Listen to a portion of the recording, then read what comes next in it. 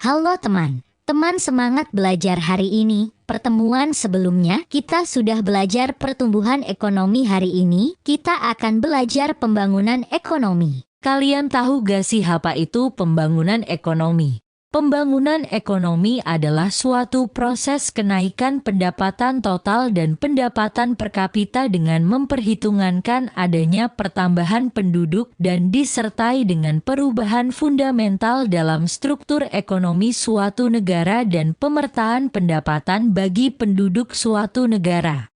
Jadi bagaimana? Apa perbedaan pertumbuhan ekonomi dan pembangunan ekonomi? Hayo siapa yang tahu apa perbedaannya? Perbedaan pertumbuhan dan pembangunan ekonomi.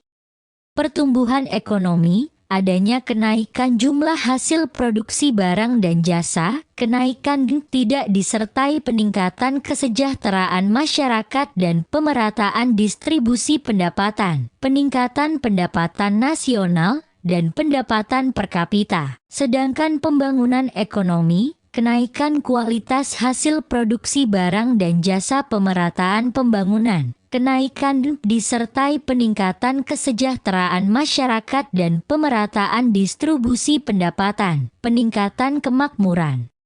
Setelah kita mengetahui perbedaannya, bagaimana cara kita mengetahui pembangunan suatu negara berhasil atau tidak? Dilihat dari apa pembangunan ekonomi suatu negara berhasil. Teman-teman ada yang tahu? Bisa dilihat dari indikator keberhasilan pembangunan ekonomi. Indikator keberhasilan pembangunan ekonomi yang pertama peningkatan pendapatan nasional.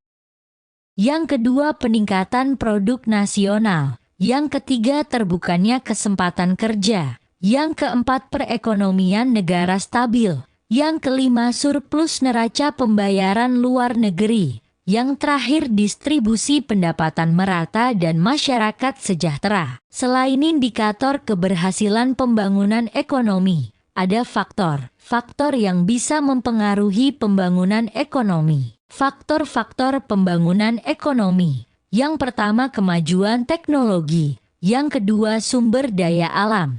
Yang ketiga sumber daya manusia. Yang keempat lembaga, budaya dan politik dan administrasi. Yang terakhir modal dan organisasi. Teman-teman, materi hari ini cukup menarikkan. Setelah ini ayo kita berdiskusi, kita bahas hal menarik lainnya.